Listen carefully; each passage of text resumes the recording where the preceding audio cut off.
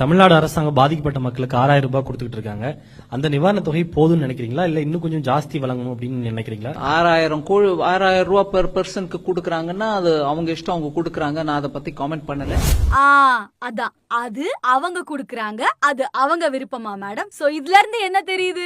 ஒன்றிய அரசு வெள்ள நிவாரணமா மக்களுக்காக 5 பைசா கூட குடுக்கல. ஒண்ணு. ரெண்டாவது, நம்ம ஊர்ல பல சங்கிங்க பாஜக ஒன்றிய அரசு மக்களுக்காக 10,000 ரூபாய் குடுக்க சொன்னதாவும், அதுல தமிழ்நாடு அரசு 4,000 எடுத்துக்கிட்டு மீதி 6,000 மக்களுக்கு குடுக்கறாங்கன்னு பரப்பிட்டு இருக்கானுங்க. அதுவும் பொய்ன்னு ஹென்ஸ் ப்ரூவ்ட்.